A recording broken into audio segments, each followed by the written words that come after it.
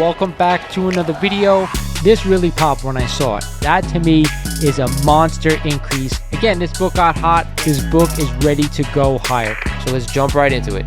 We are back today with another statue review from Diamond Select Toys. Without further ado, let's get into the review.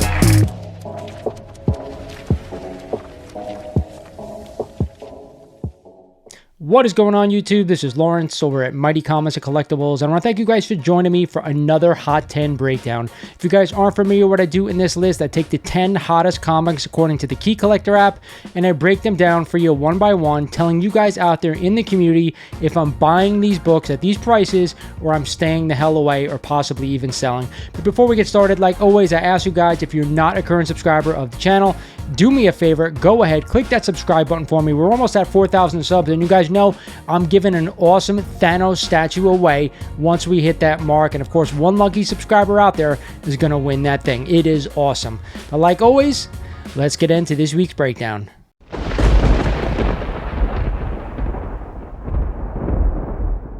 At number 10 on this list is a copy of Wolverine #1 and the first solo appearance of the famous Canadian in his own title. And of course, this awesome Frank Miller artwork and a CGC 9.8 just sold last week for $1,050, up 26% over the average. You guys know I absolutely love this book. I think this cover is awesome, but there are so many copies of this one out there, and there's no way in hell I'm paying up $1,000 to own a 9.8 copy of this one.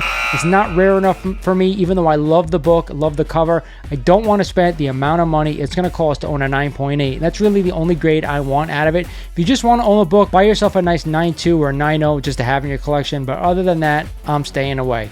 At the 9th spot this week is a copy of DC Comics Presents number 87 and the first appearance and origin of Superboy Prime, a corrupted parallel universe version of Superman, believe it or not, and a CGC 9.4 just sold last week for $113, up a whopping 18% since 2021. I can't tell you why this book is on this list this week. Can't tell you why anyone in their right mind wants to buy a 9.4 copy for $113. So we really think we're going to see this character in an upcoming movie? Probably not. Again, if you're a huge Superman fan and you collect all the minor keys, go ahead, buy it. But other than that, I don't know why you'd want to spend the money. At number 8 on this week's list is a copy of All-Star Western number 10 and the first appearance of Jonah Hex. Not sure why this book is on here for the second straight week in a row.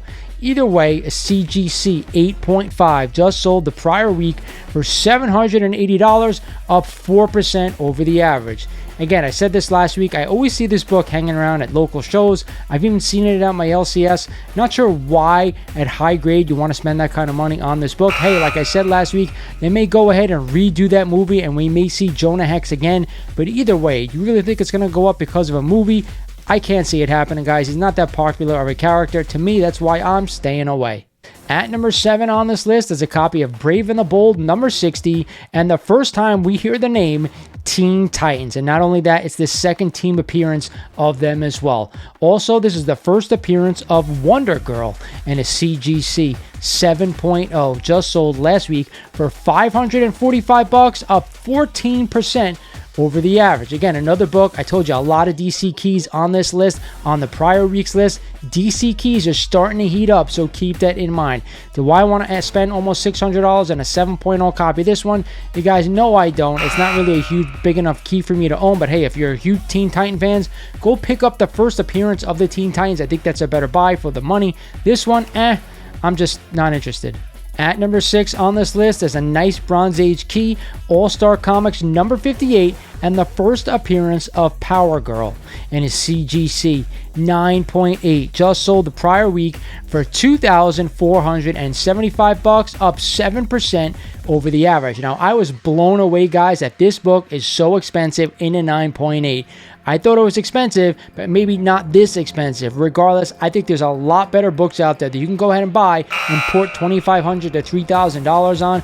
Again, I know a lot of people are a fan of this character. I have owned this book before, probably in a very fine grade, but I paid nowhere near that kind of money for it. If you want to own the book, I say get it in a lower grade, but there's no way I think this book is an investment book that I'd spend that kind of money on it.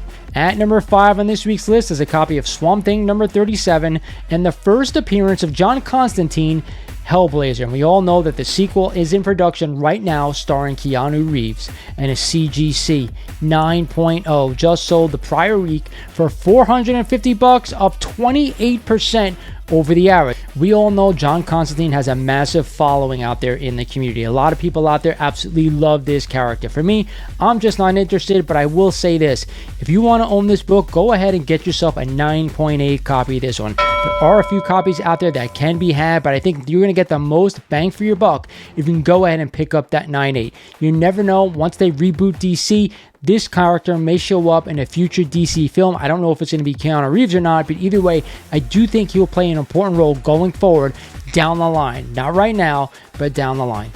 At the 4th spot this week is a copy of The Last of Us American Dreams number 1, and this book has been on the list before. This, of course, was a prequel comic that was released 2 months before the video game launch, and a CGC 9.2 just sold the prior week for $295, up a whopping 79% since 2020. Now, I'm not familiar with the video game, and I'm certainly not familiar with the comic book. It's not really something that I'm going to go after. If you're a big Last of Us fan and there's a book you want in your collection, go ahead and buy it. Other than that, I see no need to spend this kind of money on this book. At number 3 on this list is a massive key. It is a copy of Ultimate Fallout 4, the 1 in 25 Djevic variant. We all know this is the first appearance of Miles Morales, just with the variant cover, and a CGC 9.8 just sold the prior week for $43,200, up 6% since June. Now, you know I'm going to say I'm not a huge fan of anyone spending this kind of money on a modern book, let alone a variant cover.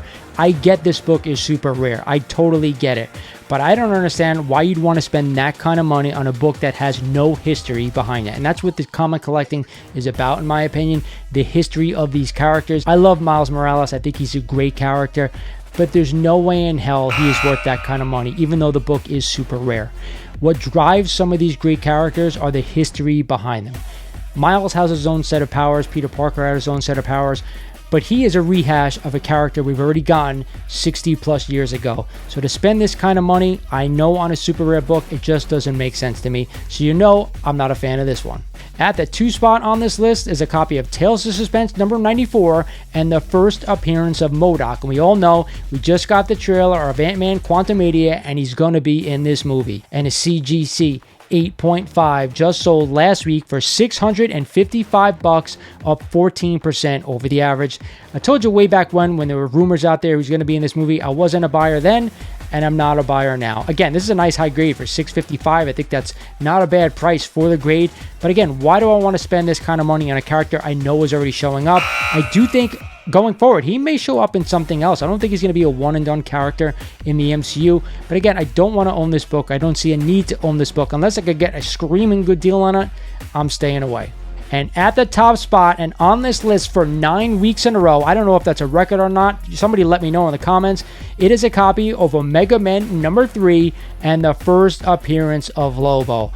Unbelievable, guys. And a CGC 9.8 just sold the prior week for $420, up 27% over the average. But believe it or not, that is actually down from the high sale earlier this year of $450. I said it for the past 9 weeks. The first week that this book was on this list, I said it was a buy at $350, but that was really the max I'd really go.